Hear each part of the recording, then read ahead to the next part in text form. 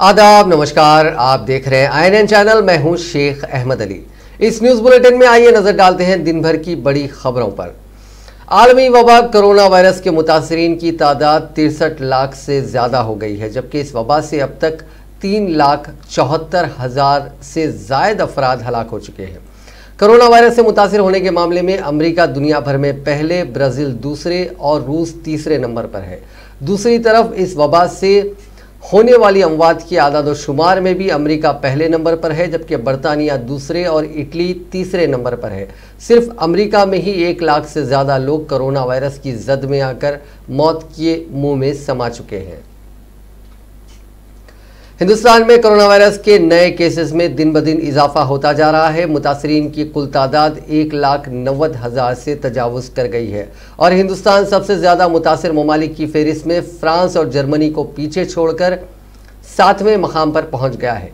मरकजी सेहत और ख़ानदानी बहबूद की वजारत की जानिब से पीर को जारी आदाद शुमार के मुताबिक गुज़िश्ता 24 घंटों में 8,392 नए केसेस सामने आए हैं, जिससे मुतासरीन की तादाद बढ़कर 1,90,535 हो गई है। इसी दौरान मजीद 230 अफराद की मौत के बाद हलाकतों की मजमूई तादाद 5,394 हो गई है। सेहतमंद होने के मुकाबले में नए केसेस की शरह ज़्यादा होने की वजह से एक्टिव केसेस की तादाद बढ़कर 93,322 हो गई है। मुल्क में महाराष्ट्र, तमिलनाडु, दिल्ली और गुजरात में वायरस के सबसे ज़्यादा केसेस सामने आए हैं। गुज़िश्ता 24 घंटों में इन 4 रियासतों में 5,000 से ज़ायद नए केसेस सामने आए हैं। मशहूर म्यूजिशियन जोड़ी Sajid Wajid fame music composer Wajid Khan का इंतकाल हो गया है। 42 बरस के वाजिद करीब 1 हफ्ते से कोरोना वायरस से मुतासिर थे और पिछले 3 दिन से वेंटिलेटर पर थे। बताया जा रहा है कि कोरोना की वजह से मल्टी ऑर्गन फेलियर हुआ और उनकी मौत हो गई। वाजिद सुपरस्टार सलमान खान के बेहद करीब थे। उनकी ज़्यादातर फिल्मों में म्यूज़िक साजिद वाजिद ने ही दिया है। सलमान के मैनेजर जॉडी पटेल के मुताबिक वाजिद की मां कोरोना वायरस से मुतासिर हैं और वो भी चेंबूर के उसी हॉस्पिटल में भर्ती हैं। वज़ीर आज़म नरेंद्र मोदी ने कर्नाटक में कोरोना वायरस की सूरत हाल से निपटने और उसके बाद से इख्तियार किए गए तरीक़ों के लिए पीर के रोज़ येदियुरप्पा सरकार की सताइश करते हुए ऐलान किया कि मरकज़ी हुकूमत ने मुल्क के हर ज़िले में एक मेडिकल कॉलेज कायम करने का फैसला किया है। दिल्ली से वीडियो कॉन्फ्रेंसिंग के जरिए Rajiv Gandhi university of medical sciences की सिल्वर जुबली की तकरीबात का इफ्तिताह करने के बाद मोदी ने तिब्बी शोबे के बुनियादी ढांचे को मज़ीद मुस्तहकम करने की फौरी ज़रूरत पर जोर देते हुए कहा कि मरकज़ी हुकूमत ने मुल्क के हर ज़िले में मेडिकल कॉलेज कायम करने का फ़ैसला किया है। उन्होंने कहा कि अब मुल्क के हर ज़िले में मेडिकल कॉलेज बनने जा रहा है। मोदी ने कोविड-19 के खिलाफ जंग में रोज़ाना लड़ने वाले फ्रंट लाइन के सिपाहियों की भी तारीफ़ की। उन्होंने उन सिपाहियों का एहतराम करने पर भी जोर दिया। मोदी ने कहा कि डॉक्टर और दीगर तिब्बी अमला बग़ैर वर्दी वाले फ़ौजी हैं, उनके खिलाफ कोई हमला या तशद्दुद काबिल कबूल नहीं है। उन्होंने कहा कि फ्रंट लाइन वॉरियर्स के खिलाफ तशद्दुद के वाक़यात हुए हैं, उनके खिलाफ किसी भी किस्म की ज़्यादती, तशद्दुद या बदतमीज़ी काबिल कबूल नहीं है। दुनिया डॉक्टरों और तिब्बी अमले की तरफ एहसानमंदी की नज़र से देख रही है।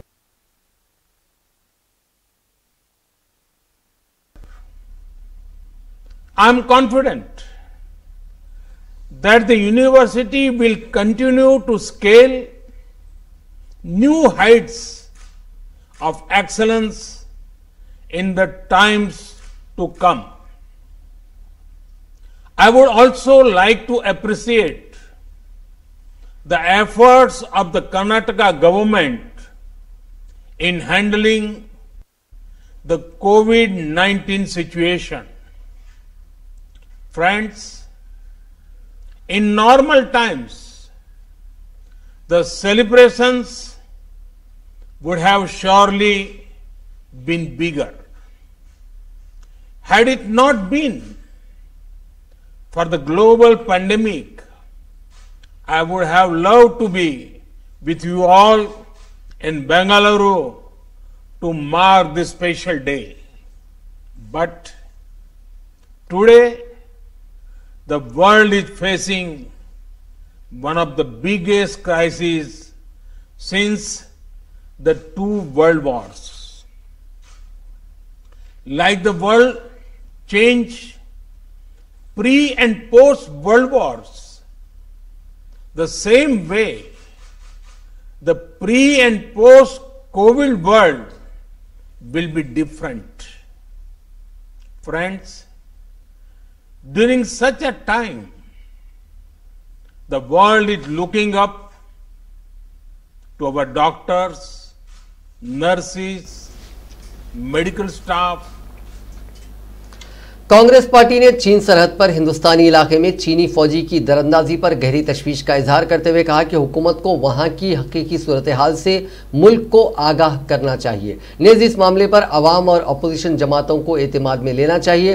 कांग्रेस महकमे मौसूलात के सरबराह रणदीप सिंह सुरजेवाला ने पीर को प्रेस कॉन्फ्रेंस में कहा कि सिक्योरिटी माहिरीन का ख्याल है कि अगर चीनी फौज ने सच में लद्दाख के गुलवाम वैली और पैगिंग इलाके में कब्जा किया है तो ये मुल्क की हिफाजत के लिए शदीद बहरान है, क्योंकि इस रास्ते के जरिए सरहद पर तैनात हिंदुस्तानी फौज के लिए रसद पहुंचाई जाती है, इसलिए ये इलाके स्ट्रैटेजिक नुक्ते नज़र से बहुत अहम है। उन्होंने कहा कि हुकूमत को बताना चाहिए कि क्या हकीकी मानों में सरहदी हिस्सों में चीन की फौज ने दरअंदाजी की है, और अगर ये खबर सही है तो हुकूमत को इस बारे में मुल्क को हकीकत से आगाह करना चाहिए।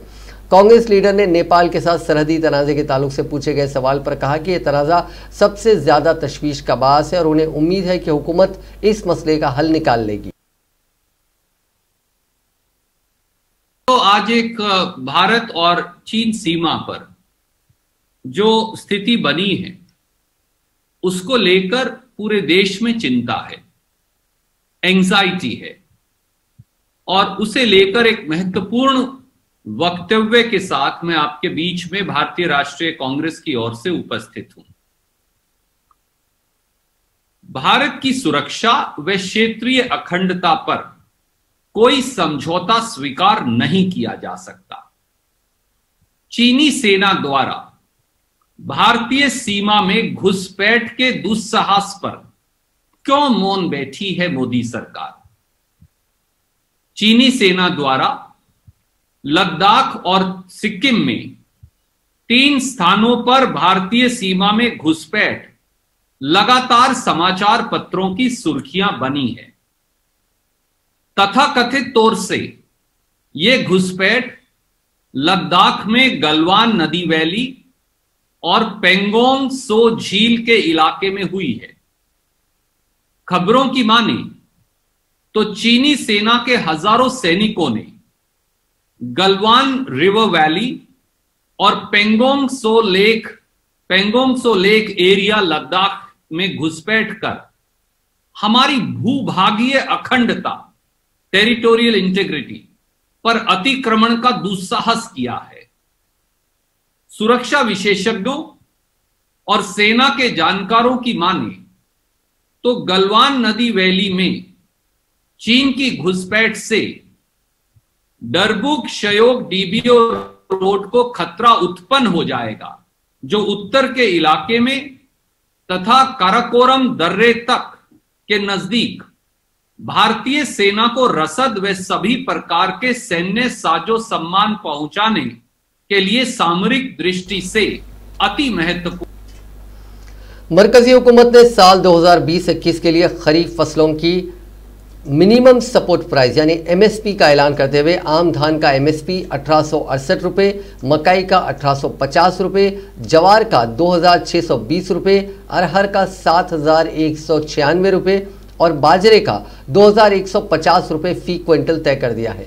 वज़ीर आज़म नरेंद्र मोदी की सदारत में काबीना की पीर को हुई इजलास में वजारत ज़राअत के खरीफ फसलों के एमएसपी में इजाफे करने की तजवीज़ को मंजूरी दे दी गई। मीटिंग के बाद वज़ीर ज़राअत और किसानों के फलाह बहबूद के वज़ीर नरेंद्र सिंह तोमर ने मीडिया कॉन्फ्रेंस में बताया कि एग्रीकल्चरल प्राइस कमीशन की सिफारिश पर आम धान की लागत का 50% मुनाफा तय करके इसका एमएसपी 1868 रुपये फी क्विंटल तय किया गया। उन्होंने बताया कि जवार का एमएसपी लागत कीमत पर 50% मुनाफा देकर 2620 रुपये फी क्विंटल और बाजरे की कीमत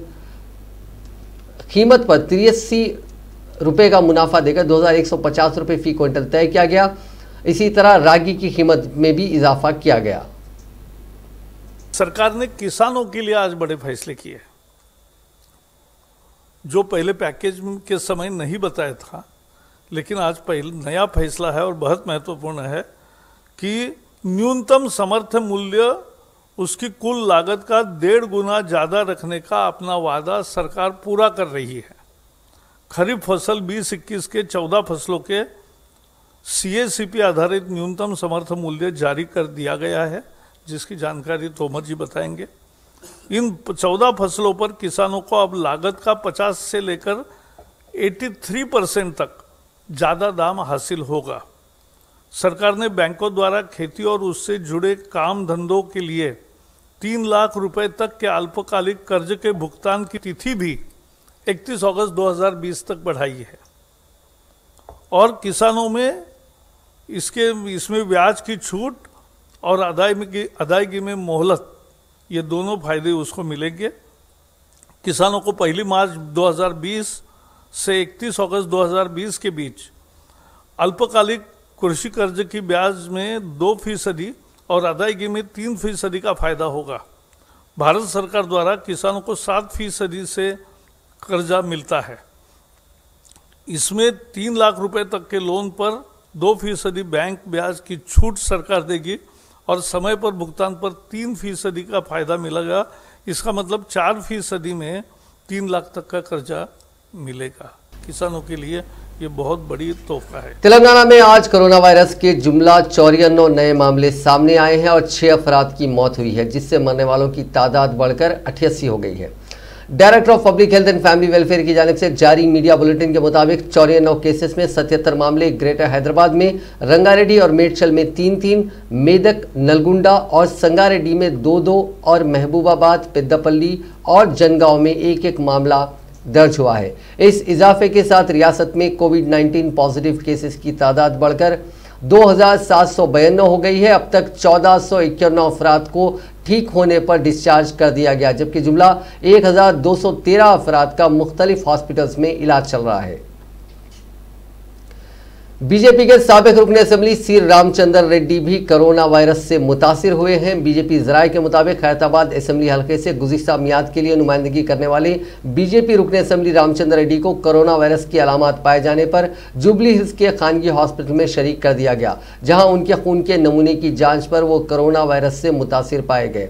साबिक रुकन असेंबली की रिपोर्ट मुस्बित आने के बाद उनके अरकान खानदान के खून के नमूनों को भी हासिल किया गया। जराये ने बताया कि लॉकडाउन नाफिज होने के बाद से रामचंद्र रेड्डी रोजाना अपने हलके में गरीबों और ज़रूरतमंदों में अशियाए ज़रूरिया की तकसीम कर रहे थे। समझा जाता है कि इसी दौरान वो कोरोना से मुतासिर हो गए।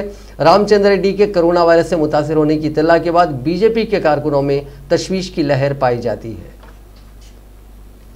तेलंगाना की गवर्नर डॉक्टर तमिलिसाई सौंदरराजन ने रियासत में कई कोशिशों के बावजूद कोरोना के मुस्बित मामलात में इजाफे पर तशवीश का इजहार किया। उन्होंने कहा कि एक ही दिन में 199 मामला दर्ज किए गए हैं, जिनमें 2 मेडिकल PG के तुलबा और कोरोना के खिलाफ लड़ाई लड़ने में पेश अफराद भी शामिल हैं। उन्होंने कोरोना के खिलाफ मुत्तहिदा और जारहाना लड़ाई की ज़रूरत पर जोर दिया। सौंदरराजन ने ट्वीट करते हुए ये तशवीश का इजहार किया। उन्होंने सिलसिलावार अंग्रेजी में किए गए ट्वीट्स में कहा कि इन मामलात में इजाफे पर तशवीश की ज़रूरत नहीं है। उन्होंने एहतियात बरतने की ज़रूरत पर जोर दिया और कहा कि लॉकडाउन की पाबंदियों में नरमी का मतलब हाल ही में सीखे गए एहतियाती इक़दामात और तरीक़ेकार में नरमी नहीं है। हम इन लॉकवन की सिमत पेशकदमी कर रहे हैं, ना कि लॉकडाउन 5 की नरमी वायरस 4 की तरफ।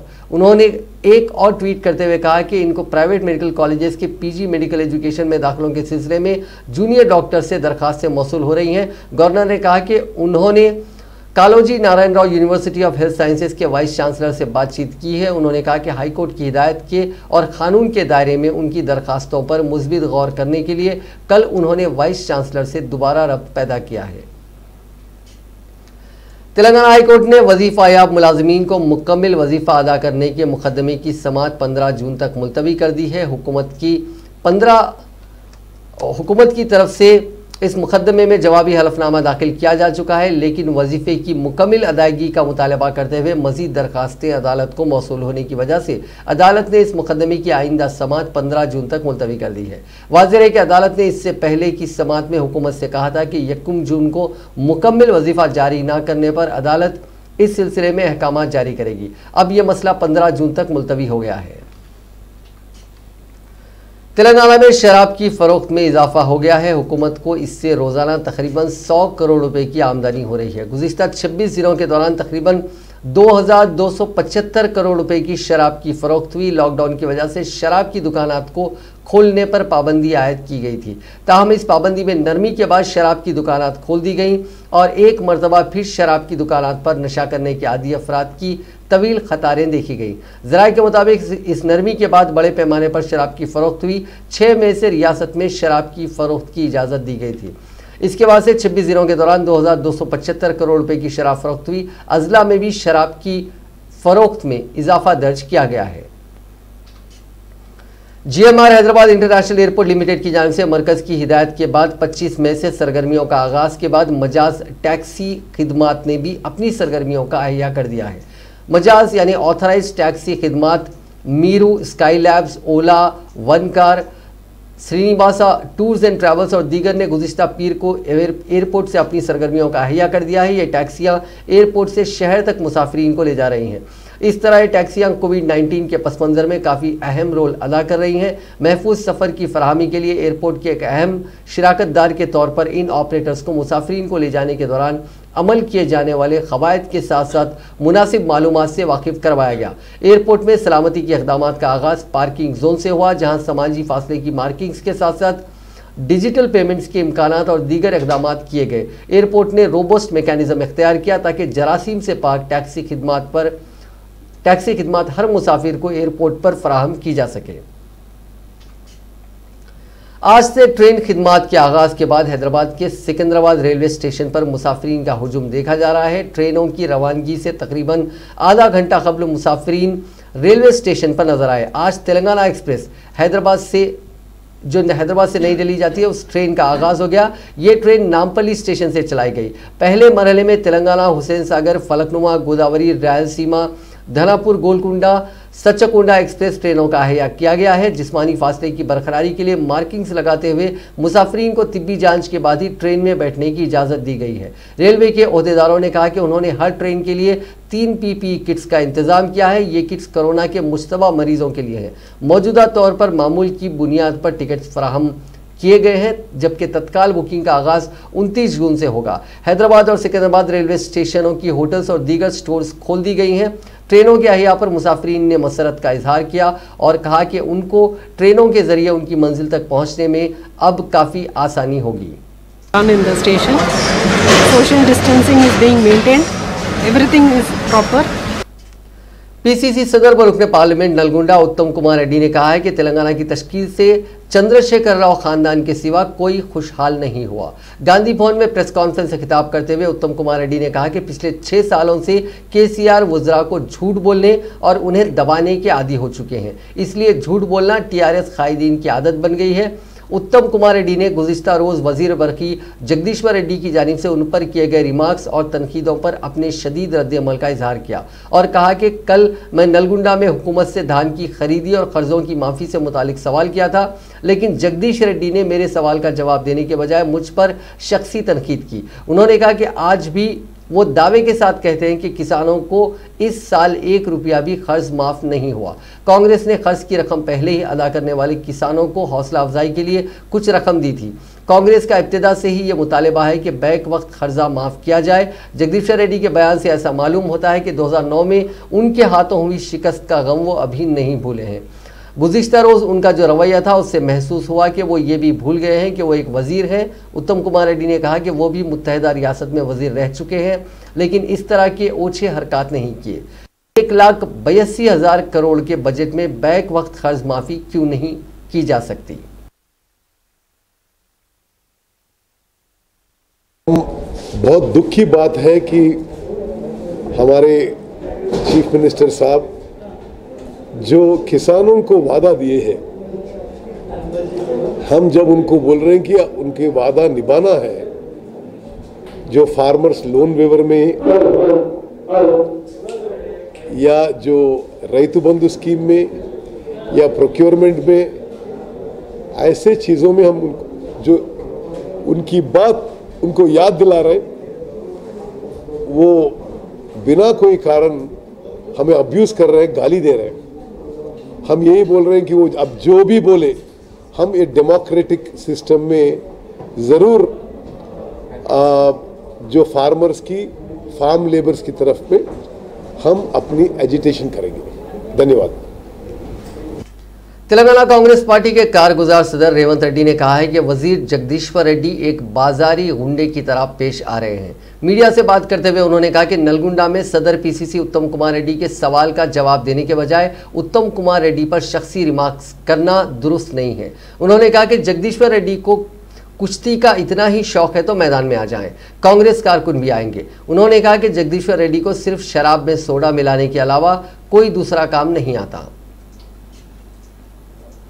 एजिटेशन कर रहा है, उन्होंने पुलिस हुकूमत चल रहा है तेलंगाना में। हम लोग माइनॉरिटी रिजर्वेशन उन्होंने 4 महीने में शादनगर में ऐलान किया था 2014 चुनाव के वो वक्त में 4 महीने में 4% से लेकर 12% माइनॉरिटी मुसलमान भाइयों को रिजर्वेशन देने के लिए ऐलान कर रहा हूँ। केसीआर बात बोले तो बात, नहीं तो नाक काट ले तुम बोल के बोले तो नाक और थोड़ा बड़ा हो गए, आपको तो रिजर्वेशन मिले ही नहीं। मगर मेरा बड़े भाई असद भाई तो उनके ही गले पे गले मिला रहे। हम लोग तो कोशिश कर रहे जो 4% मुसलमानों को रिजर्वेशन मिले। आज मुसलमान के बच्चे डॉक्टर, इंजीनियर, लॉयर पढ़े बोले तो नौकरी मिल रहा बोले तो कांग्रेस की वजह से मिले। मगर आप इनके बातों पे जाके वोट इधर से उधर डाल रहे। वो एक छोटा तकलीफ है, जब हम लोग कुछ लड़ना बोले तो लकड़ी अपने हाथ में रहना, तो लकड़ी दूसरे को दे रहे, दुश्मन को दे रहे, हमको मारो बोल रहे, वहां तकलीफ आ रहा। तो इसीलिए हम लोग 6 साल के बाद आज ऐलान कर रहे हैं, हम लोग जागो तेलंगाना वाले। केसीआर कैसे चला रहे सरकार को, केसीआर सरकार चलाने का वजह क्या है, किसको फायदा हो रहा, किसके लिए उन्हें काम कर रहा, सोचना। सोच के सब तेलंगाना वाले मिलके केसीआर को दफन कर देना।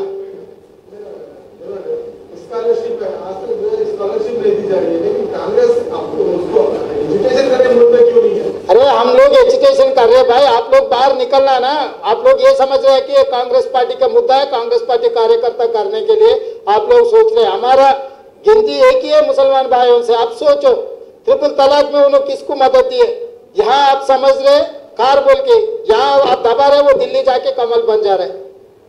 तो 370 में उन्होंने उनको मदद दी है, प्रेसिडेंट इलेक्शन में दिया, वाइस प्रेसिडेंट इलेक्शन में दिया, हर एक मामला में उन्होंने मोदी के हाथ चल रहा है, मोदी के साथ चल रहा है। मगर आप लोग यहाँ पर उसके खिलाफ हम लोग कदम उठाए तो आप ही कदम के कदम हमारे साथ कदम उठाओ। कैसा केसीआर नहीं देता देखेंगे। गवर्नमेंट व्हिप कर्नल प्रभाकर ने कहा है कि सदर पीसीसी उत्तम कुमार रेड्डी जहनी तौर पर मुतासिर हो चुके हैं। मीडिया से बात करते हुए उन्होंने कहा कि सरकारी प्रोग्रामों में सियासी गुफ्तगू नहीं की जाती है, इससे भी उत्तम कुमार रेड्डी वाकिफ नहीं है, यह अफसोस की बात है। उन्होंने कहा कि उत्तम कुमार रेड्डी से कांग्रेस पार्टी के कारकुन भी बदजन हो चुके हैं। उन्होंने कहा कि उत्तम कुमार रेड्डी हुकूमत को मशवरे देने के बजाय हर वक्त सियासी इल्जाम लगाते रहते हैं। వ్యవసాయానికి సంబంధించినటువంటి సమావేశంలో నల్గొండ జిల్లా మంత్రి జగదీష్ రెడ్డి గారు, అదేవిధంగా కాంగ్రెస్ పార్టీ అధ్యక్షుడు ఉత్తమ్ కుమార్ రెడ్డి గారు, నిజానికి జరుగుతున్నటువంటి సమావేశమేమో భవిష్యత్తులో జరగబోయేటువంటి నియంత్రిత వ్యవసాయానికి సంబంధించినటువంటి ఒక అధికారిక కార్యక్రమం. ఆ అధికారిక కార్యక్రమంలో జిల్లా మంత్రిగా జగదీష్ రెడ్డి గారు, అదేవిధంగా పార్లమెంట్ సభ్యుడిగా ఉత్తమ్ కుమార్ రెడ్డి గారు, అదేవిధంగా స్థానికంగా ఉన్నటువంటి శాసనసభ్యులు మిగతా ప్రజాప్రతినిధులందరూ కూడా పాల్గొన్నటువంటి సందర్భంలో భవిష్యత్తులో వ్యవసాయం ఏ విధంగా, प्राधान्य पंटल ఏమిటి, नियंत्रित व्यवसाय द्वारा। कांग्रेस के senior leader M Shashidhar Reddy ने कहा है कि हुकूमत का धान का आखिरी दाना खरीदने का दावा खोखला साबित हुआ है। मीडिया से बात करते हुए उन्होंने कहा कि हुकूमत निस धान की खरीदी करने में भी नाकाम रही है और मजीद 1 हफ्ता खरीदी करने के लिए तौसी का ऐलान किया गया। 1 करोड़ से ज़ायद टन धान और 14 लाख टन जवार खरीदने का भी हुकूमत ने ऐलान किया था। उन्होंने कहा कि धान की खरीदारी कोई नया अमल नहीं है। कोरोना वायरस के पेश नज़र खरीदारी को जल्द यकीनी बनाने में हुकूमत नाकाम रही। खरीदारी के दौरान भी किसानों के साथ नाइंसाफ़ी हुई है। चीफ मिनिस्टर चंद्रशेखर राव साहब ने 29 मार्च के दिन ये ऐलान किया था कि तेलंगाना में जो धान की पैदावार है इस वक्त इस रबी के सीज़न में ज़्यादा पैदावार हो रही है। 1 करोड़ 4 लाख टन पूरी तरह से हर दाना हम प्रोक्योर करेंगे और इसके लिए हम पूरा इंतज़ाम कर चुके हैं। इसके साथ साथ 14.5 लाख टन मकई का भी प्रोक्योरमेंट का ऐलान किया था। उसके साथ साथ ये भी कहा था कि अगर धान के प्रोक्योरमेंट सरकार की तरफ से होते हुए अगर उसमें कोई व्यापारी या राइस मिल वाले अलग से खरीदते हैं उसके लिए भी मिनिमम सपोर्ट प्राइस दिलाने का उन्होंने वायदा किया था। और मकई के बारे में ये कहा था कि मार्केट में उसका दाम सिर्फ 800 है, लेकिन जो minimum support. CLP leader Mallu Bhatti Vikramarka की सदारत में एक वफद ने गवर्नर तमिलिसाई सौंदरराजन से मुलाकात करते हुए यूनिवर्सिटियों का तहफ़्फ़ुज़ और उस्मानिया यूनिवर्सिटी के अराजियात की बेकायदगियों पर तवज्जो दिलाई। इस मौके पर हनुमंतराव भी मौजूद थे। मुलाकात के बाद मीडिया से बात करते हुए भट्टी विक्रमार्का ने कहा कि रियासती हुकूमत एक साजिश के तहत उस्मानिया यूनिवर्सिटीज़ को कमज़ोर कर रही है। फंड्स जारी ना करते हुए खानगी यूनिवर्सिटीज़ को फ़रोग देने की कोशिश की जा रही है। अगर हुकूमत यूनिवर्सिटियों को बर्खास्त कर देगी तो गरीब तुलबा के साथ नाइंसाफ़ी होगी। అందులో భాగంగానే ఈరోజు ఉస్మానియా యూనివర్సిటీకి సంబంధించిన భూములు అన్యాక్రాంతమవుతున్నా పట్టించుకోవట్లేదు, కావాలని ఎంకరేజ్ చేస్తూ ఉన్నారు. ఇది అంతిమంగా రాష్ట్రంలో ఉన్నటువంటి పేద మధ్యతరగతి కుటుంబాలకి అలాగే మెరిట్ స్టూడెంట్స్కి ఎస్సీ ఎస్టీస్కి బీసీలకి ఈ ప్రభుత్వ యూనివర్సిటీస్ లేకపోతే చాలా నష్టపోతాం. హైయర్ ఎడ్యుకేషన్ అనే దాంట్లో అసలు ప్రవేశమే లేకుండా ఈ పేద వర్గాలు నష్టపోయే ప్రమాదం ఉంది. తెలంగాణ తెచ్చుకున్నదే ఒక సామాజిక తెలంగాణ। ट्राइबल रिजर्वेशन पोराट समिति के तरफ से हमने एक रिप्रेजेंटेशन दिया। ये रिप्रेजेंटेशन का मुख्य उद्देश्य है कि GOMS number 3 12% reservation private university के बारे में हमने बात किया। आज GOMS नंबर 3 एजेंसी एरिया में उनके भाषा में बात करने के लिए उन लोगों को ये रहे तो थोड़ा ड्रॉप आउट। अजीम तर बल्दिया हैदराबाद में 1 जून तक 8 जून तक खुसूसी सफाई मुहिम का मेयर राम मोहन ने मुशीराबाद सर्कल एडिकमेट डिवीजन ललिता नगर में आगाज़ किया। उन्होंने इस मौके पर सफाई कामों में हिस्सा लिया। मेयर राम मोहन ने कहा कि गुज़िश्ता 4 हफ्तों से वजीर के तारक रामाराव ने हर इतवार सुबह 10 बजे 10 मिनट सफाई मुहिम चलाई जा रही है। इसी तर्ज पर मौसमी अमराज पर काबू पाने के लिए हर कॉलोनी में हर इलाके में कॉलोनी एसोसिएशन और दीगर तंजीमों की मदद से हर वार्ड को साफ सुथरा रखने के लिए 8 जून तक ये खुसूसी मुहिम चलाई जा रही है।